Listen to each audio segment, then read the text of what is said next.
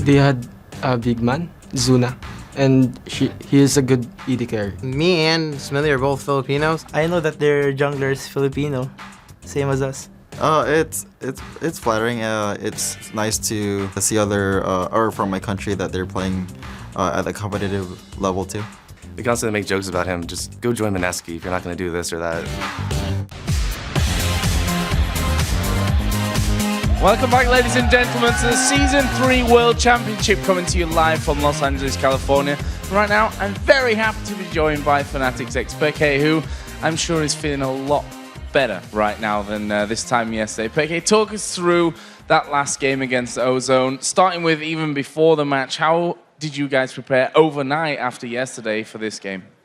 Well, pretty much, yeah. We kind of, in our mind, we had to win it because we knew if we lost this game, it would be really hard for us to make it out of group stage, and we will be really down after a loss against Gambit. So, yeah, we pretty much, our mindset was like, we have to win it. The game against Vulcan, we didn't lost it because we were bad or anything. We just lost it because of mistakes. So, in our mind, we were like, let's play how we normally do, play our game, not do mistakes, and we don't know if we will win, but I think we will do much better. And from what we saw from them, they are not playing that good.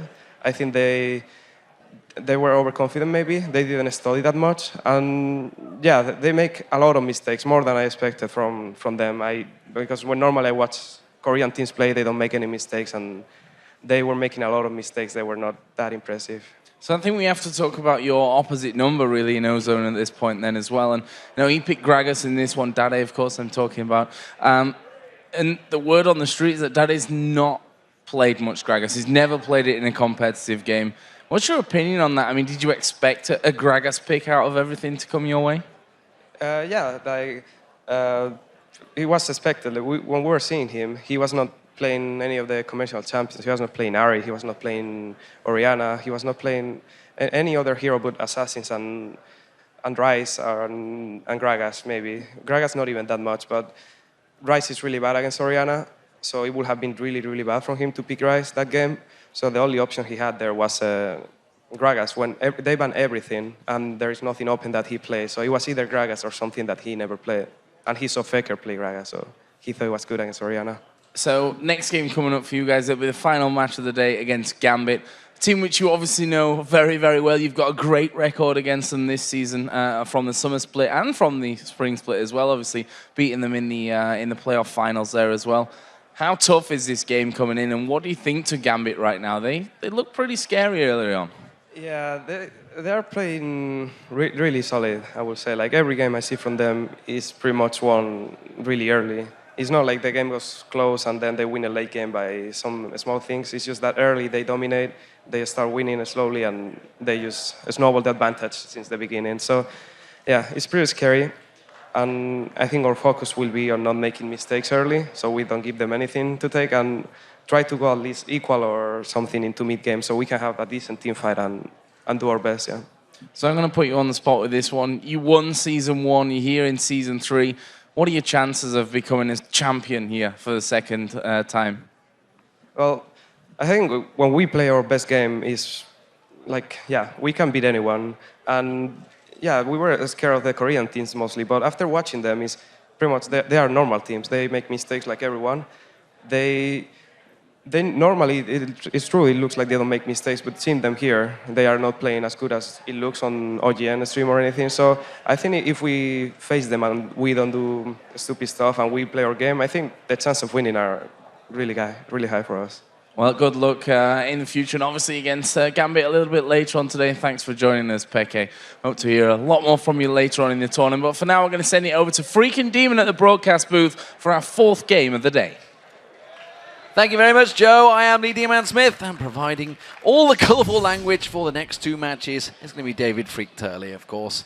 So, it is time for our 4th battle of the day. Fourth? Well, it's our first. I suppose if you're in total. Scotland, the 1st would be okay, but instead we are in LA, so the 4th is where we are. It is going to be the Southeast Asian champions, MSK, taking on North America's Vulcan, and both of these teams really need a win to stay in the race for a place for the quarterfinals after they both dropped games earlier today. Yeah, MSK really looked overmatched against Ozone, but even though they fell way behind early on, they kind of held it together. They refused to go on tilt, and they even pulled out an ace while 10,000 gold behind.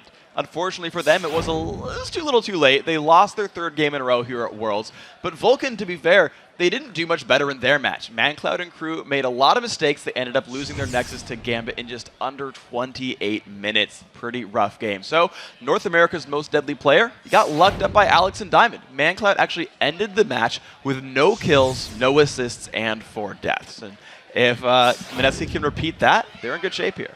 Okay, it is just about time to see if ManCloud can man up for the win, or if MSK will grab their first victory of the Worlds. But let's have a look at the lineups first. So, on the blue side, it is going to be MSK. In that top lane will be Snoy, Kaigu in the jungle. You heard him interviewed by Joe earlier. Yume is the mid laner, EXO as the AD carry, and TG on support.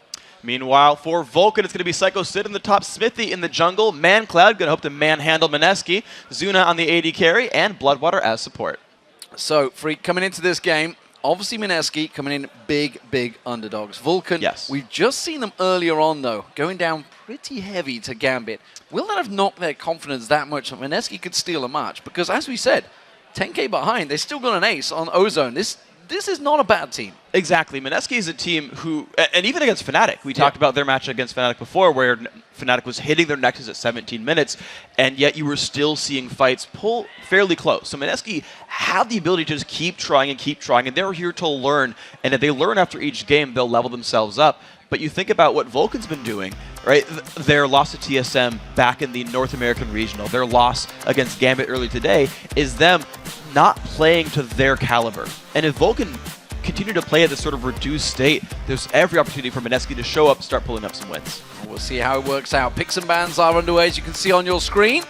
It is going to be Ari and Orianna being taken away straight away by MSK, so they're focusing on ManCloud. But as has been proven so many times, you can't ban out ManCloud. He has got a giant pool of champions. Exactly. He can pull out whatever he wants. He's run Ezreal in the mid lane before. We've seen a couple of these guys start pulling out the double AD carry strategy and run Ezreal in there. There's a lot to pull from, but sure, you remove the biggest playmakers. Ari is one of the, I would say, sort of easiest to make plays with because she's so mobile. You get the 3 dashes, you can lock someone up as well, and you just tend to eat supports for breakfast. You kind of one-shot them and create opportunities. So the fact that MSK's banning it, though, and not picking it as blue team is a little bit worrisome, and it tells me they've either got a completely different first pick option or they just can't play it.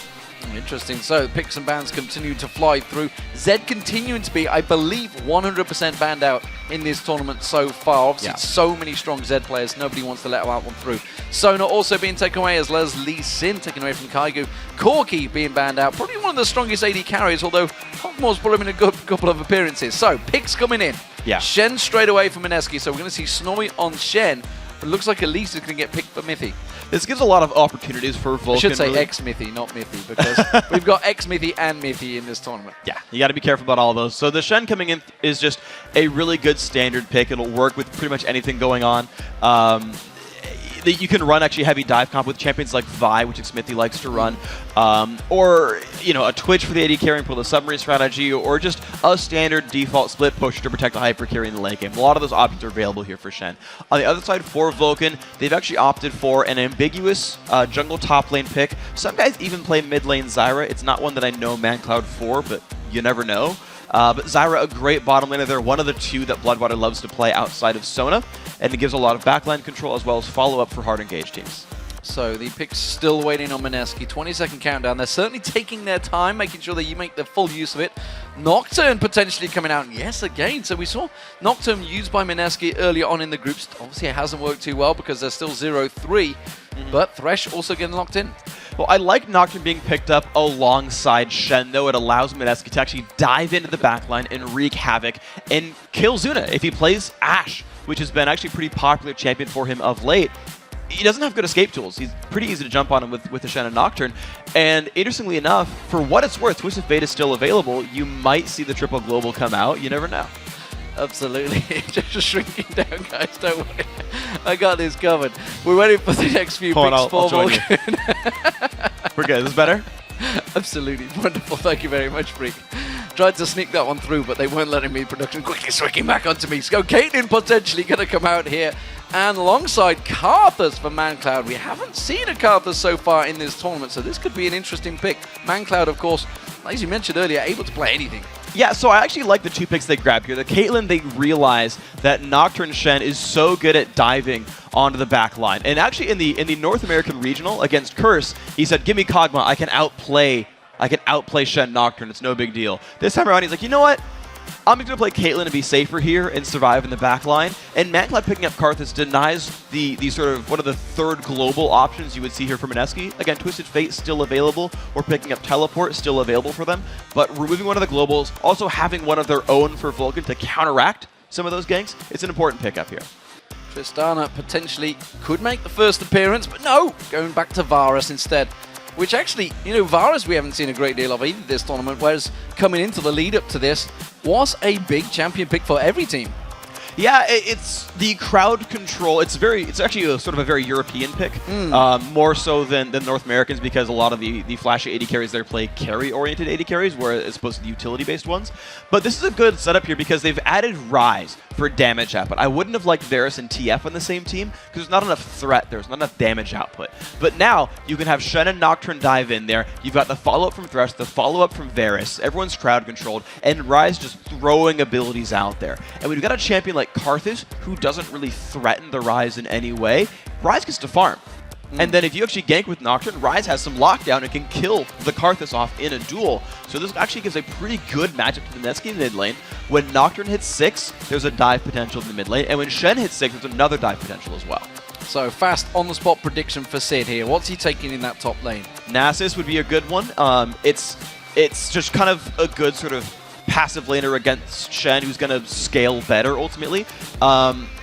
Honestly, it's been the sort of type of champion he's been playing. Kennen's also a very good one-on-one matchup. Kennen beats Shen straight up, has stuns to break out the teleport as well. On the other side, he could also be a jungler picked up. That could also have been Elise the entire time for the top lane.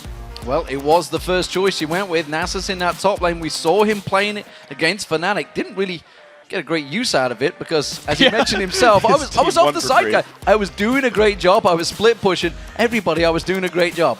He was basically the insurance policy because no one ever touched him. He was spamming that siphoning strike. He had a lot, and I wish I had the number on hand, but it was in the 400s. It was high on a moderately short game. He was a very stacked Nasus. If a team fight had to break out later on, he could have two-shotted people, so that would have been all right. But again, he was the insurance policy. His team won without him. That is looking like Nasus right now. By the way, he's got teleport and goes for summoner spells. He's swapped onto the Nasus, and that matchup is good because he can 1v2 and survive, and he can survive and actually thrive in 1v1 because there's no kill threat from a Shen. So while these teams are spawning, let's see who exactly you guys at home think is going to win this matchup. And according to you guys at home, it is going to be Vulcan, of course. 81% of you will think that Vulcan will be bouncing back and picking up a victory. And of course, the analysts all agree with you guys, so the standings aren't going anywhere, whether we all got it wrong or right. Crepo, unfortunately, is still the worst among us. But just so you guys know, you're on a 7-game winning streak. You guys have predicted 7 games in a row correctly. So this is your number 8, which will make you legendary. That's quite impressive. That's quite impressive considering, how strong these groups have, especially Group B. I mean, you just think of the teams that are in this group right now. Nobody really could guess who is in there. It's definitely all open. So the game about to come in there. What do we think we're going to see from this one? MSK have gone behind early in a couple of these games. They need to try and hold out that lane phase longer against Vulcan. So this is the interesting thing, is MSK's actually got some good late-game security in Ryze. He will be pretty hard to kill by the Vulcan lineup. None of them can really assassinate him. And he's got good scaling and good damage output. Also, they're the team able to make plays. They've got Thresh and Varus for a lot of crowd control, and Shen and Nocturne to dive in. These guys, the Filipino team, can really start fights and wreak havoc, which is, I think, where they really want to get things going. Get an early game lead because we've seen them team fight well. Even from behind, they team fight well. So they get ahead, they're going to team fight phenomenally. Well, you definitely know they're going to be diving in there. They've got that horrible combo of Nocturne and Shen leaping onto someone, so there's a potential for multiple members all in the same place. You may already taking damage in that mid lane from ManCloud. That's kind of unfortunate. He'll be able to survive. It's not that big of a deal. The one thing that might gum up the works is that Xmithie on Elise, that is a very good jungler early on. And you can never count any lane out. Even the passivest of lanes like Shen versus Nasus, you can turn that into a kill when Elise shows up. So you've always got to keep your eye out where Xmithie is going because he'll be able to make plays.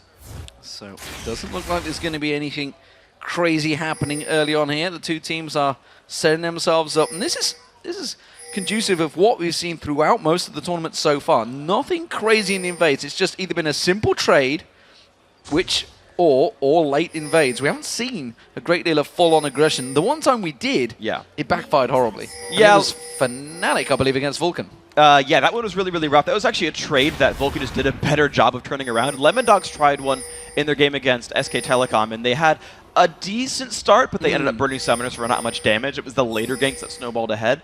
But yeah, here we are. Both teams able to check brushes really well with spiderlings or lay waste and that kind of stuff. So typical setup. But what matters now is actually what the lane matchups end up being. It's Zuna and Bloodwater 2v1ing the Shen. It's Psycho Sid stuck in 1v2 against EXO and TG. And I'm going to say it again, I like Nasus in this matchup. I think he'll be able to survive very, very well and just get levels and then duel later on. He is going to be getting the experience. Didn't obviously take the blue, but instead that means the blue was given across to ManCloud in that mid lane. I actually like this a lot because Ryan has a rough time last hitting under turret when his mana pool is limited and the base damages and cooldowns are pretty weak early on in the game. So ManCloud gets to shove really hard as Karthus, put Yume under his turret, and make him miss early last hits. So Mithy looking at going for an invade here on towards that blue buff of itself. We're going to see it eventually. There it is. Smithy didn't manage to get it. Kaigu taking a lot of damage. It did mean that he has got that double buff, but he was forced to back away. So Smithy desperately trying to get in there. Is he going to try and create any plays? There is that ward in that top lane, so already Snoy pushed well against that tower. We're expecting this from the 2v1 lanes. And look what just happened in the mid lane as well. Yume missed every single last hit there underneath the turret because ManCloud is just shoving and trying to ruin his day. This is going to be the order of the day, and until Nocturne hits level 6 or gets amazing positioning, he won't threaten Karthus at all. In fact, Kaigo's just defending the top lane, keeping Shen afloat. And with that blue buff, he can just keep on hitting that lay waste on him all day long. Kaigu and Snoy having to help out this top lane. Does mean, of course, that down the bottom, I mean, this is expected. Sid's going to be slow, late behind there, but he should be able to hold on fine. The interesting thing I've seen with Sid is actually, last time he did this, he actually learned Wither at level 3, just to have a little bit of crowd control. Normally, you actually want to see rank 2 Spirit Fire, just because you have more minion clearing. There's the Wither again. So he actually has a little bit less turret protection than you would normally see from this. But what's up here for Smithy, though, is they had seen Nocturne for a while. He should be counter-jungling and slowing down that Nocturne level 6. Yeah, he's just passed down that blue buff ward. So they know that he's heading towards that middle, which is why you see ManCloud already stepping away a little bit here. He's not been shoving quite so hard on the tower. Still up there, but fairly aggressive, so we may see a play here from MSK.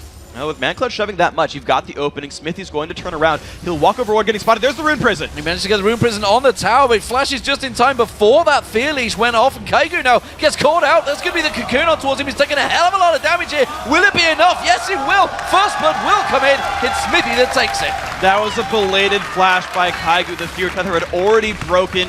He showed up too late, and the exhaust from ManCloud also helped create a little bit more distance than I think the Nocturne was expecting. Great counter of force by Smithy. He'd actually already run toward the mid lane because he's, oh, okay, Nocturne's on this side. He will look for mid. ManCloud baited out.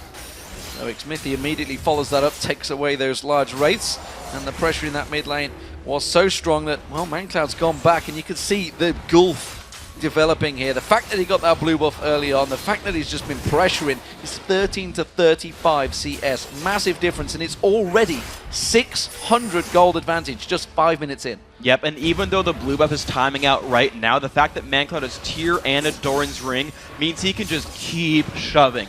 And after that basically double buff transfer, the bad gank on the top lane, it's going to be a fight on a Snoy first. And Snoy is going to go down. There's no way he's surviving this one. Normally it's very hard to dive that Shen, but the 3-man Vulcan team knew exactly what they were doing there. It's Nocturne heading up to the top lane to try to soak up some experience, but you never know. Vulcan might just dive him. He may just turn this one around. The turret's going to go down very soon, so Kaigu can't stay too close to this one. We see the repel coming out from Smithy. Going to be throwing out that Cocoon in a moment. He's waiting for that spell shield to be burnt out. There it is. He lands the Cocoon in there. He's going to sink his fangs in. He's going to put a lot of damage on Kaigu, forcing him back away to base. So none of that experience ended up going to Nocturne. He's still only level 4, doesn't have his buffs. He won't be able to farm very quickly. So that paranoia gank that we were looking for, the Stand United from Shen, those aren't coming in for a very long time. Vulcan could force a dragon before any of those globals come up. Sid taking a lot of damage in this bottom lane. You can see the turret already being taken pretty low as well. Exo almost out of mana, and the rest of Vulcan, they are already transferring themselves down to that bottom lane. I'm not too sure whether they're going to get there before that tower goes, which is what Sid's just realized. That's why he's sticking around just a little bit longer. And it really depends on how powerful Zuna and Bloodwater will be in this lane. The Wither on Exo, that actually makes, now that I think about it, that's great. It lowers the turret damage output to keep it alive a bit longer. Yeah, it's going to go down anyway. So that actually makes sense now on the Wither, now that I see him use it to keep the turret alive. But Sid's going to have teleport in about a minute. They don't need him for the dragon fight just because of the big item and level lead here for Vulcan. But if they wanted to wait for it, they could just kind of abuse the teleport. Looking in this mid lane, you can see Mancloud's taking a lot of damage actually from Yume, it seems. So Yume bursting out on towards him, but Vulcan, look at this. Dragon control, just coming up to the 7-minute mark, is almost certainly going to get taken. There it is, secured by Vulcan. That continues to stretch their gold lead. They're up to 2,000 now, just 7 minutes in. And look at the number of wards these guys have bought up. 3 of them were just carrying wards. Zuna just put one down in his Tri-Brush, helping to let Bloodwater build towards the Sightstone earlier on. Of course, you're seeing wards on Psycho Sid as well. And he's going to have to ward up his top lane to make sure he can watch for ganks on that same merit. But now Sid is level 6. He's got rank 3 Siphoning Strike. And here's a Shen donating him a bunch of minion waves. And here comes that Psycho Sid sitting in the top lane, getting Siphoning Strike.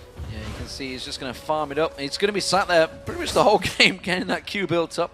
As he said, I was doing something. I was keeping the pressure on that top lane. Often, you know, when there is a top laner who's just been left on that island, he does probably feel like he's just playing his own game. I think that's why he got the name Psycho Sid. Actually, he's been left alone so much. He's a little bit crazy up there, and just his only solace is Siphoning Strike stacks. He's like, yeah, I've got 80 now, Yeah, who wants to? And that's what's going on in his head right now.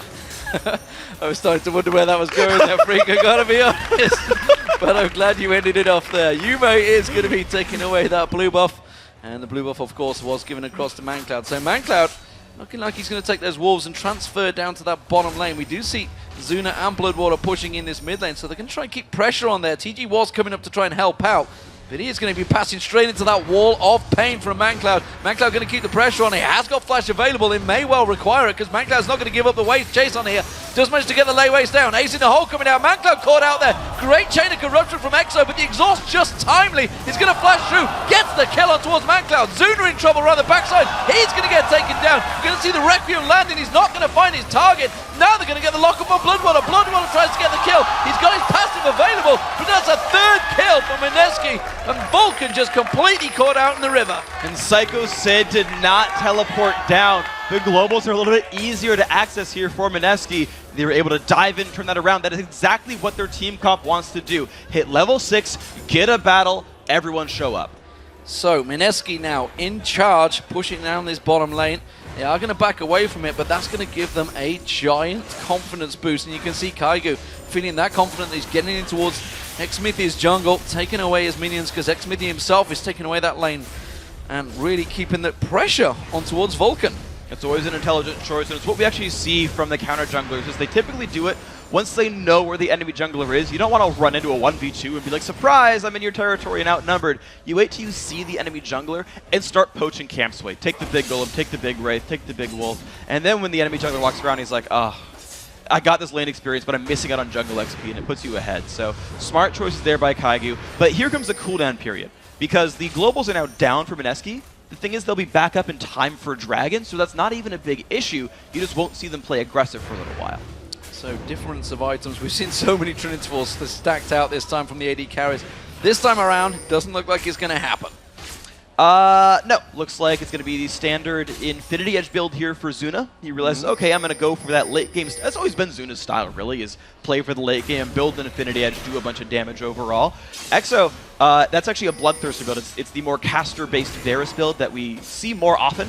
You can go Infinity Edge. It's still good. You actually have roughly the same damage output as a Caitlyn. You're just less safe. But he wants to deal a bunch of burst, snipe people with piercing arrows, do a bunch of burst damage with the hail of arrows as well. So it's just a different style. He'll be doing plenty of damage, though. And talk to me about Xmithy, because, sorry, not Xmithy, Psycho Sid, because he's gone straight for that Negatron cloak, and really the only magic damage is coming from Yume, and he just doesn't care about Snoy in that split lane. Yeah, that was actually specifically Vulcan looking to fight Snoy. We've actually seen teams see someone go for an early Negatron cloak and swap their dual lane into him to kill him with the physical damage of the AD carry. Psycho Sid needs to fight Shen to survive any of those matchups, but he knows that's exactly where Mineski wanted to put Shen, because the global, you want to put it as far away from the dragon as possible.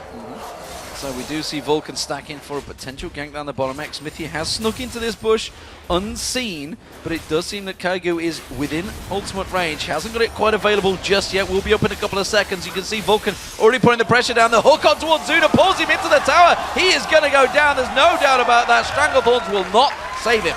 Hitting a hook like that is so important. Getting the plays, opening them up, lanterning someone in, starting the fight. That is what this team wants to do. And now the globals are coming back up. Mineski can make another play and secure a dragon if they get the right opening. Sid just shows himself down this middle lane, goes back towards the top. There's nothing to be gained from continuing that shove on that top lane at the moment because Snoy is pushed right against his tower. Seeing if he could gain anything on Yume, scare him away from that lane.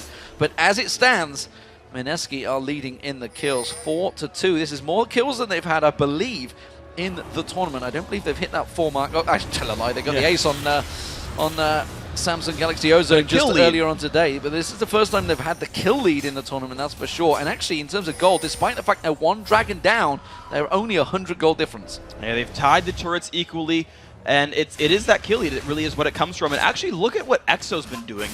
When we first started the tournament, we said that EXO was the guy to watch, that he had done a very good job during the SEA regional. And you look at him, 104 to 93, has a minion kill lead over Zuna, despite Vulcan being the team trying to dictate the pace and trying to make a lot of the early moves and lane swaps. So EXO, with a finished Bloodthirster in time for Dragon, that is an important power spike.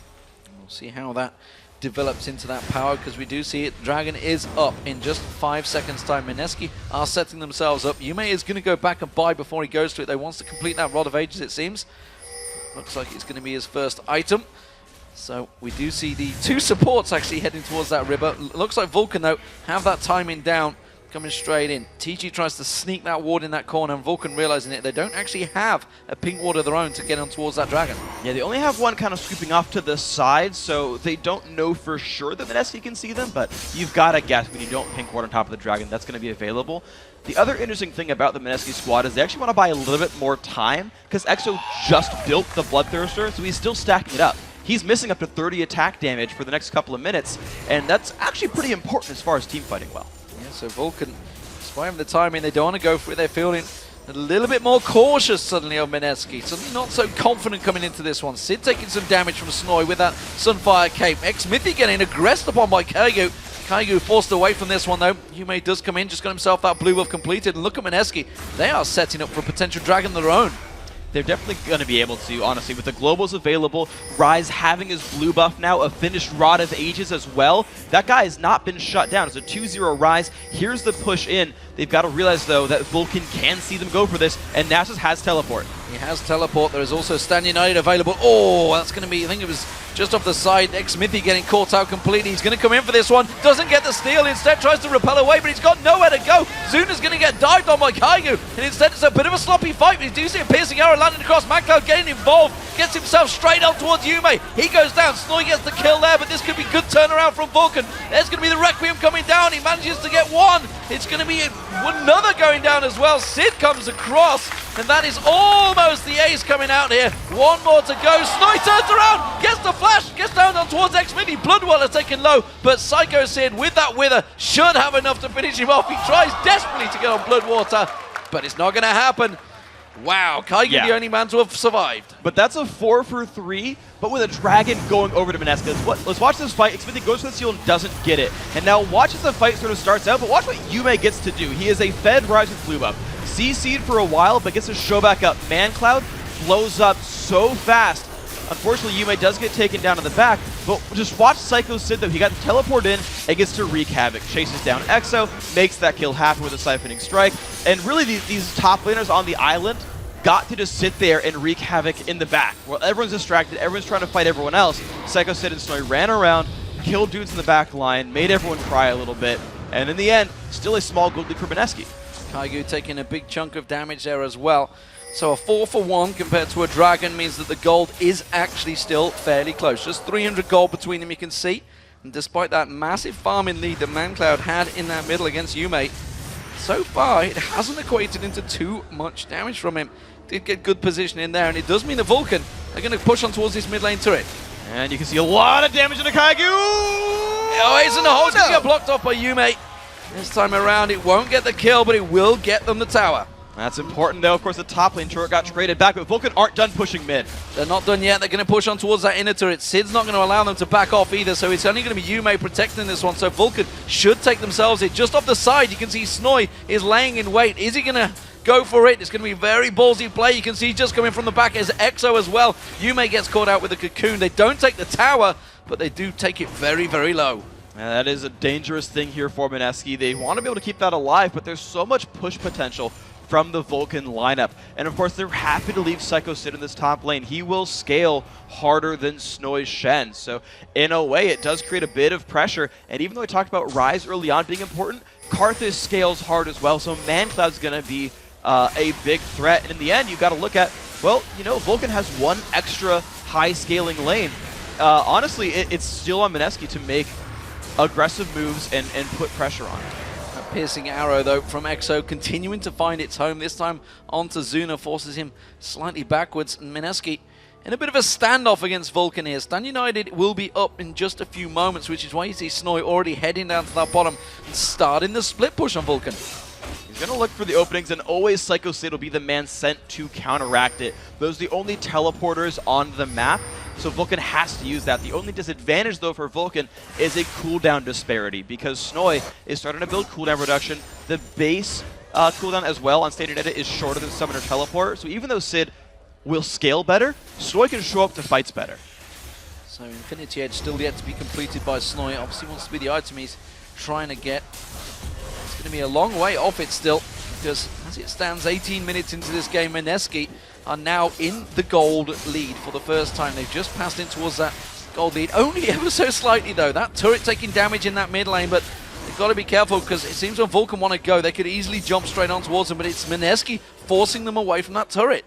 Yeah, they've got a really good siege team with good poke and good pick potential. If a hook lands from TG, there's a lot of follow-up available for these guys. And Smithy's not really helping to wave clear, so when these minions all fall down, MSK gets a little bit of time to push that turret out, and then Vulcan has to try to get rid of minions to counteract that. Can they try and land that cocoon on towards anyone? Smithy tries to get that grab. Exo taking low. He gets the cocoon on him. That should surely be the go sign. Can they catch on towards him? Stranglethorns does manage to bounce 3 members, but it's Smithy that's trying desperately to back away from this one. Stan United was burnt out from Snoy, and Vulcan successfully hold on to the turret. And that's a really important cocoon, because now Snoy can't easily split push anymore, because he has no way of leaving and helping his team. So now he's got to be a lot closer to his team, because Vulcan's 4v4 is pretty dang good. So it does mean that Yume's going to pass across. Vulcan could try and push this one. Remember, that middle turret is very, very low, so they could try and catch on towards it. Just put a little bit of poke. That's all it's going to require. And MSK forced to defend this one while Yume's away farming. And what's interesting as well is that both these mages have gone for stacking items, and they're still stacking up right now. The Tears turning into Archangel Staffs, the Rod of Ages still building up their stacks as well. So, you know, we're not even done seeing the power of the mid laners. They're going to continue to be more important in this game, but who's important right now is actually Exo. We talked about the Bloodthirster earlier. He's 3-1-3, has a Zeal done as well, whereas Zuna is not even close to finishing Infinity Edge. He can add the Cloak of Agility, but he's still another 600 gold away from finishing Infinity Edge. And that's not even talk about the Zeal and everything else that has already been added to Exo's inventory. So as far as those two are concerned, Nexus got a much scarier AD carry. So it's going to be down, it seems, to ManCloud once again to carry them through. Sid doing a grand job, though. Let's not count him out, because he's just been off on his own, farming up that Q, stacking it out heavily. It's already building up. And what's he up to so far? 306 right now. 306, so I think he hit 500 plus last time against Fnatic. We'll see how long that continues to develop, but look at MSK, they're trying to gang up on him. There's this taunt coming in, it's Kaigo to show up, there's a lot here. Cyclone's gonna have a hard time getting out. He has to use that Ghost, gets fear leashed off, but the rest of the team come in, closing around the side. Exo getting caught out. As we mentioned, he's the man, he's the target, but instead he puts a good piercing arrow back across on towards Sid. MSK's gonna go down though. Kaigo tries to get down, but he gets away from it. Zuna gets turned around, has to cleanse off, taken so low, but that red buff's not quite enough to take him down, and he gets away with just about 8 hit points. Spell shield comes out from Kaigo. Requiem does not find its target. I'm so surprised ManCloud took so long to use Requiem. They had an opening earlier on in this one, but Zuna with no health at all can't defend a push right here. He needs to recall back. Bloodwater might get caught out. He's in the corner there with that pink ward. Does manage to clear out that Dragon Pit. Mineski thinking of going for Dragon. This is a bad call, though, because Vulcan are close on by. But the thing is, though, ManCloud has burned all of his major cooldowns, whereas Yume is on Rise. He basically doesn't have any long CDs. The problem is that Smithy is so powerful and can make so many moves by himself. So I can just say that Zuna actually got out of that fight with 4 hit points. 4 hit points. Vulcan, though, they're going for it. You can see Kaigo coming in. He wants to get the Smite steal. It's not going to happen for him. X-Smithy manages to lock it down. Sid comes back in there. He's caught out, and you see the Stranglethorns bouncing Mineski up. Snoy is still yet to get him towards anyone. And instead, it's going to be Vulcan backing away, but Sid's not done yet. Gets Vulcan, on towards Kaigo. Exactly. Vulcan could not fight that battle. Zuna had to go back to base. It was a 4v5. And on top of that, they sent Zuna top lane to go clear out some minions. But because of that, Mineski just turned around for the mid lane. They had people in the right places. And now Mineski are winning in turrets, only down 500 gold. You may get a little bit more gold and experience for that Dragon, but I'd take that mid turret any day of the week. And it seems to be working well for Mineski. Do not rule them out. Could this be the game that they win? They are 7-6 up in kills. They are slightly behind in gold, but they are really giving Vulcan a tough test here. Vulcan, of course, themselves lost earlier on today. Has their confidence been shattered? It kind of looks like they still don't really look like that sort of top-of-the-world Vulcan squad. The squad that took down Fnatic convincingly. The squad that, honestly, did great throughout the regular season of the summer split, finished 3rd in the spring split in North America, had a pretty good run overall. This doesn't look quite like them. Zuna finally finished at Infinity Edge. That's going to be really important for them. ManCloud is powering up the Archangel staff. It's Stacks getting up there. 644, he's almost got Seraph's done, and of course Sego Sid's still scaling up, but it feels like Vulcan are like, shoot, I don't know what to do, let's just go late game. Yeah, meanwhile, Mineski are going aggressive, but that may actually cost them. You can see they're pushing in. Vulcan immediately react. Snoy is well around the side at the moment, looking to try and go aggressive. Instead, not going to find its target. Kaigu seems to be the man that's always up the front, and he may well have got caught out again. Has to spell shield away. That lay waste will finally dodge out the grasping roots from Bloodwater, and instead, Snoy is back to that bottom lane. Yeah, the thing is about the Vulcan's lineup is they don't have that great of catch potential. They've got Wither and like Wall of Pain, and then they hope a Cocoon lands. But they're fighting against Nocturne, they're fighting against Shen, they're fighting against guys who are tanky, have tenacity, spell shields, or ways of getting out of the way. So Vulcan don't really get to set up picks all that much, whereas Mineski is the team with Shen, Nocturne, and Thresh and Varus. They're really good at picking up these scattered kills away from Vulcan and just gelling together around the map, and now Standard Edit is up, and Summoner Teleport is not. Again, there's a window for Mineski to make a play. Vulcan trying to bully out that mid lane. Remember that mid turret?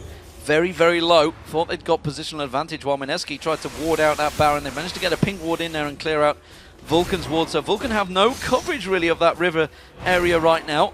So they're going to want to try and get back in and try and gain some vision of that river area. Does see Yume going across towards that top lane, so he's going to be farming up. That's going to give Vulcan a bit of a breather.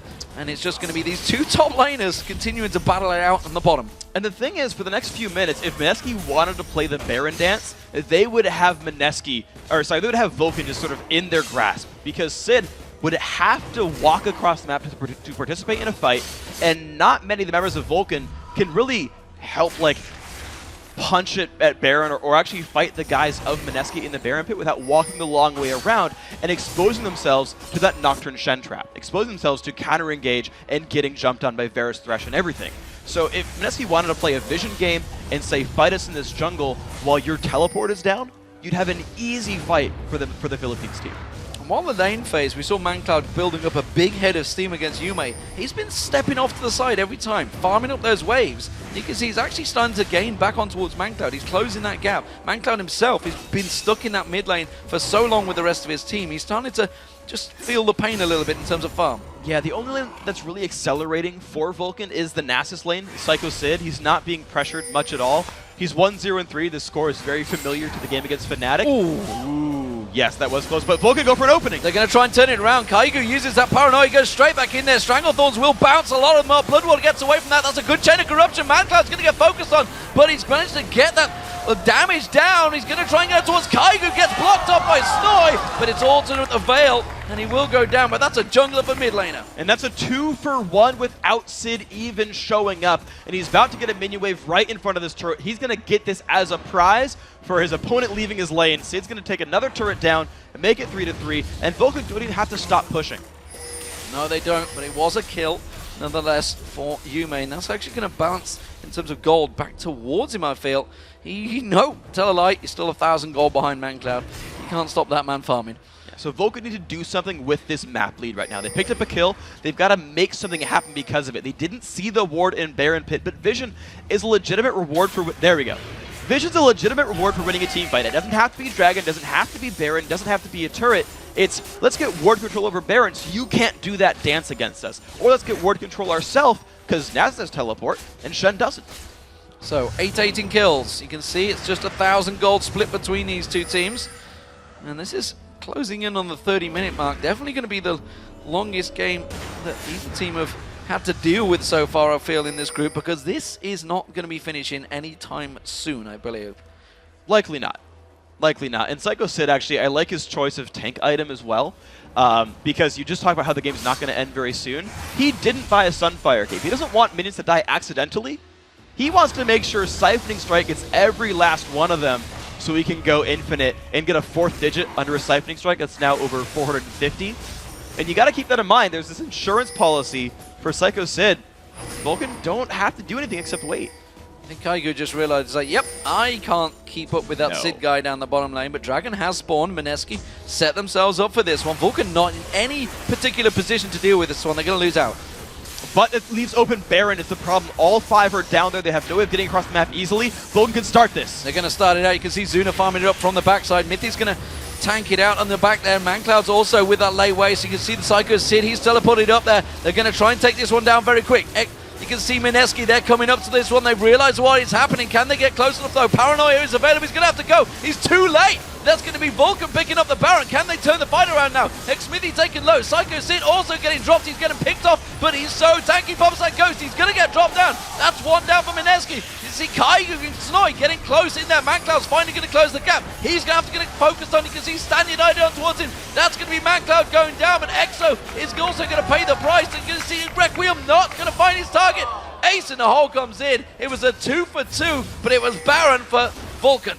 Uh-oh, but it's Smithy getting caught right here. He's going to get caught out. It's going to be the damage coming out, but Exo, Zuna comes in. Zuna puts the damage down. Snoy's going to have to try and slide away from this one, but he's not going to make it. Grasping Root comes out. Snoy taking so low, but forced away. That's also going to be a turret for Vulcan. That was an incredible pickup right there. As soon as Mineski came into that fight, I was worried for Vulcan because 2 of them were in the Baron pit. The other 3 were on the other side. Watch this come in. Baron comes down, and Sid and Smithy are stuck right here. They're just able to get hit, but Sid takes so long to die that Vulcan can regroup for this fight. And this Stranglethorns does so much early damage that it allows basically this Caitlyn to just shoot for a long time. ManCloud pulls so much attention, but is useful when dead.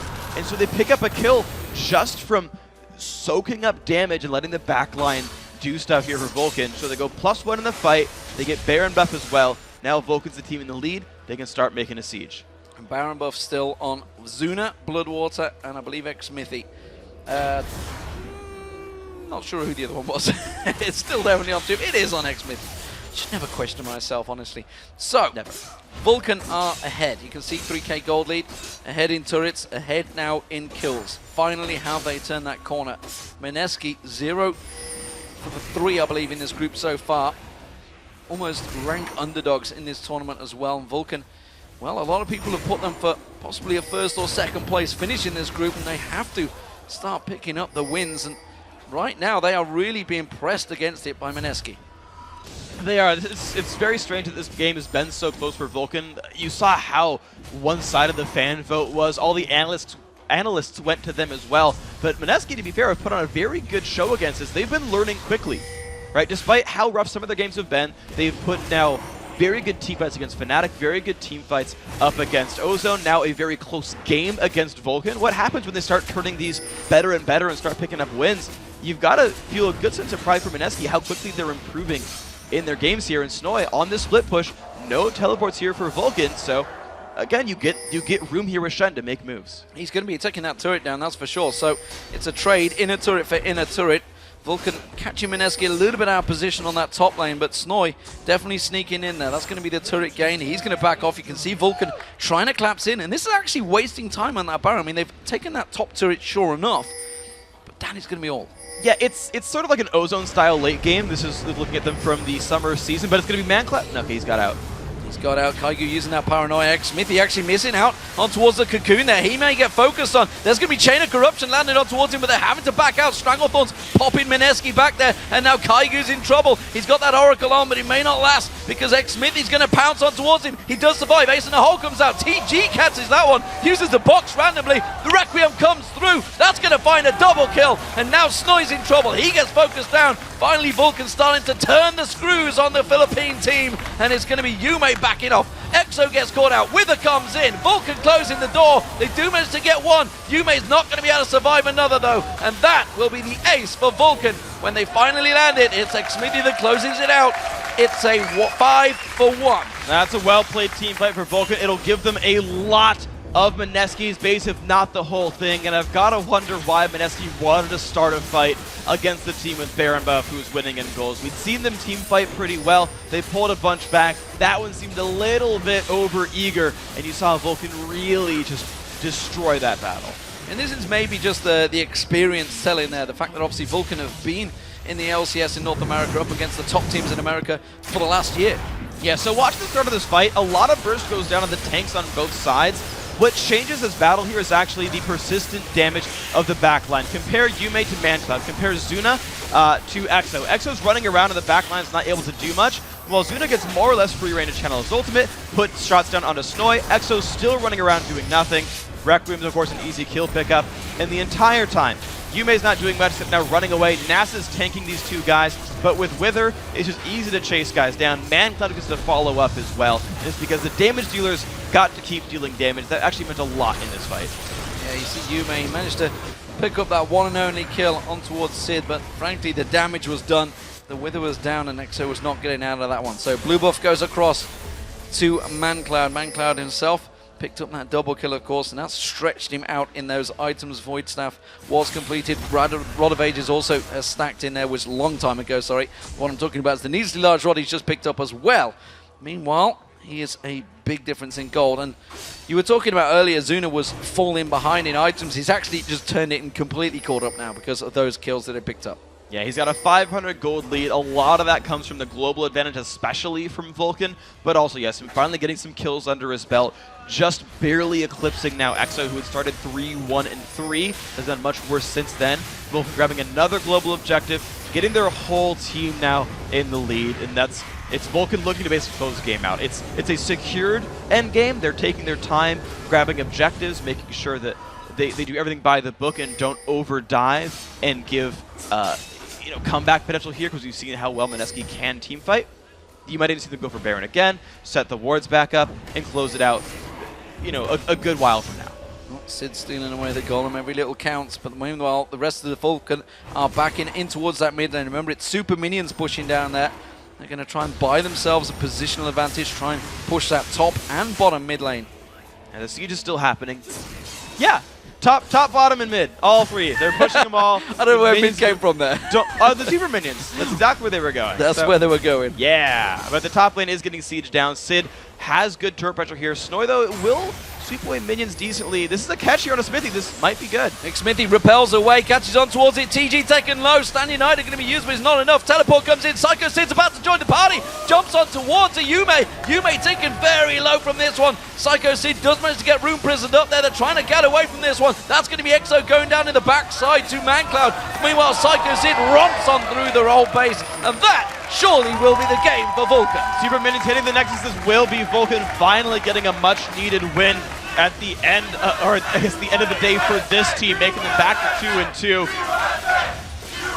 And the crowd chanting USA in the background, happy to have their hometown team pick up a win right here. Hard-fought victory, but Vulcan's done it. Absolutely. So Vulcan, they finally close out the win. It took them a time, that's for sure. 35 minutes. It was not an easy win by any account. Mineski certainly put up a very valiant performance this time around. But Vulcan finally, after the fans and all the analysis claimed they would take the victory, they certainly did, but it took them a long time. Yeah, +1 win for the analysts, +1 win for the home audience, and +1 win for these guys. MSK, I would not hang your head low if I were them, though. They put on a good fight. Couple of miscues, sure, but I think their team comp looked pretty good. I think they had a pretty obvious goal there, and they executed it reasonably well. But a couple of good picks by the Vulcan squad, a couple of rough team fights, but they've been learning. They said they came in here to learn. They're doing better and better each game. I think they're still a team that could take some wins here by the end of the tournament. Each team plays each other team twice. Well, that's for sure, but you've got to look at Vulcan on the other hand after that performance. That was not a confident performance by any stretch of the imagination. They struggled there. You know, when you're looking at the rest of the group with Fnatic, Gambit, and Samsung Galaxy Ozone all ahead of them so far, that was not a performance you think they're going to take it by storm. Yeah, and even though Vulcan did take down Fnatic, Fnatic immediately said, like, yeah, we really screwed up in Champion Select there. We didn't play our game. And you compare Fnatic in that game to the rest of Fnatic's games, and that squad looked a whole lot better. So, Vulcan, you know, if they turn it around, again, you're playing another, 6 games throughout. You're going to play a couple more here. There's still a good chance for these guys to turn it back around, do a good job, and get themselves where they need to be. Well, we'll see exactly what they do later on in the week. So for now, we are going to send it over to Quickshot and the analysis, Sounds guys, like a good band which name. I think it could be a band game, of course, but I think it would be a really cool band name for a breakdown of Game 4. I don't think D-Man is convinced that's a cool band name. I mean, he's not really in love with the idea. That's okay. Freak's got good style sense. Nice shirt. So first of all, congratulations for Vulcan. They picked themselves up a win. Definitely hard fought by. I don't think we can discount MSK's performance in this particular game, but we'll get to that in a second. Let's go back to the picks and bans. One of the things that stood out during this pick ban phase was that Vulcan, they had a lot of sort of champions that would scale well into the late game, and there was a fair amount of global. We actually seen Twisted Fate was hovered over before the Rise was locked in. So MSK, they were thinking about that Shen TF Noct and decided against it. I actually would have preferred them to do that. I mean, they would have been lacking a bit in the damage, but when they saw the Karthus come out there, I think that says, I mean, I think this is the first time we've seen Karthus so far in this tournament, but that says really that Vulcan doesn't have a lot of confidence in MSK's ability to close the game early, which has been a problem and why we haven't seen very many Karthus picks here. But if they went all in with the Twisted Fate, I think they could have maybe applied even more pressure. They had some nice plays in the mid-game, though, all the same. In terms of the performances we've seen from MSK thus far, this is definitely their strongest game. I mean, think about Fnatic. Fnatic had them against the ropes at 16, 17 minutes. Then they still scrapped for another 10.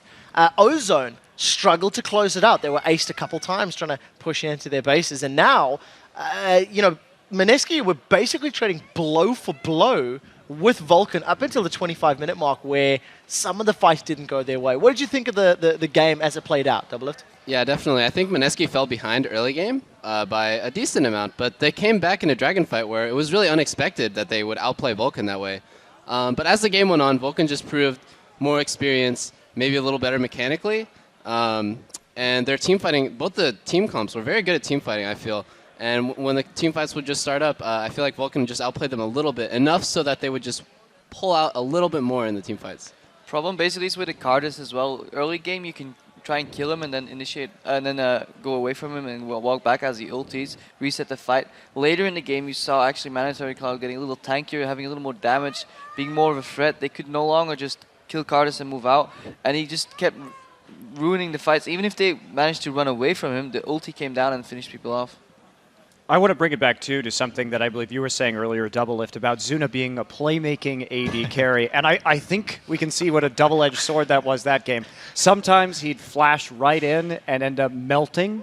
Sometimes he'd flash in and pick up kills. We really saw both. I mean, he both flashed angles. into melee range to finish off 2 kills at the end there. So sometimes it does work out. You're Caitlyn, that's what you do, right? Exactly. He did get away the first flash with 4 HP in dramatic style. Let's talk a little bit about what this means. Now, of course, MSK, they're sitting at the bottom of the table. The games are improving as the tournament goes on. And there's 2 things I want to highlight. That if MSK do manage to pick up a victory against anybody once they continue playing, it makes life for that team even more difficult if they want to make it into the playoffs. Secondly, for a team like Vulcan, who convincingly beat Fnatic, and now, I don't want to use the word struggle, but they scrapped to pick up this win, you know, as it went on. How do you think Vulcan will be taking this one psychologically? I mean, they definitely look like they're having a hard time today in general already with this win and the earlier loss. I know, Crepo, you felt strongly about it. Yeah, I don't know if it's part of their composition, but I just really felt like, yeah, they were struggling a bit. They just weren't the same Vulcan that really beat Fnatic. They weren't as confident. They weren't the Vulcan that was getting all those early leads. I can't but feel like it's my fault. Ever since I started supporting them, they've been doing poorly. It's like I'm cursed. The EG curse, dude. Yeah. Oh, EG curse. Oh, no. Oh, wow. Scumbag Crepo indeed. So, you know, another victory picked up for Vulcan. There is one more game coming today. So let's actually start to move this one along. Take a look at how the standings are looking for Group B. Because now, of course, Vulcan will be bumping themselves up to 2-2 to tie themselves with Ozone, who are currently sitting at 2-2 as well. So the middle of the pack, almost as tight as a European LCS. Not quite, though, this time. I see Crepo is nodding in agreement. It was a scary few weeks. Good point, Trevor. Yeah. Guys, it is time to give your expert opinion one more time and choose the winner of our final match of the day. It is a battle between Europe's 2 Group B squads and the current Group B leaders, Fnatic and Gambit. I'm going to start this one with Crepo. Where's your prediction lie? Coming into the day, it would have been Gambit 100%. Seeing the last game that Fnatic did, they were like solid. But I still think I have to go with Gambit. I think Gambit, even though they got beaten 4 times by Fnatic during the regular split, just on really important tournaments, they step up and it's Bootcamp Gambit, and they were really solid. Yeah, I'm going to agree with Crepo on this one as well. I'm going to keep supporting Gambit. They're my pick to make it out of this group, along with Ozone, although I'm rethinking my Ozone pick right now. But Gambit, I'm all aboard the hype train. News headlines right there, dude. Rethinking Ozone. Monte Cristo 2013. I agree, Gambit. Not just because they've been playing solid today. I just think their style of just being like a rock, unfazed by anything, is very good against Fnatic's like kind of not so traditional style of TP making plays that way. And I think Alex H can definitely go toe-to-toe with XPK, who is like the all-star of that team. If XPK doesn't snowball and make the big plays, I don't think Fnatic is nearly as strong as people make them out to be. So I'm tired of all these people going with the wussy votes here. You're taking the 3-0 Gambit to get another one. I'm going to switch it up. I'm taking Fnatic. I think they're going to pull it out in this one. You talked about XPK, but Soaz showed himself to make great use of teleport as well. So they actually have multiple threats that they can use for their spread out sort of interesting type of compositions that they like to go for. I really think that it's time to spice it up. I'm either going up or I'm coming down to Crepo's level with this one. I do, however, want to highlight something very, very important here. After calling the 3 of them out, you did change your vote at the beginning of that last game, which gotta spice it up, man. To do. They have played more than one game in a day, so it's within the rules. So we'll have to see who's going to come out victorious here. We are going to take another very quick breather, guys, and give everyone here a very quick break. When we return, Fnatic and Gambit face off in our last match of the day, plus Vulcan's ex Smitty and ManCloud will join us to talk about getting their 2nd win at Worlds. Don't touch that mouse. The Season 3 World Championship live from LA. We'll be right back.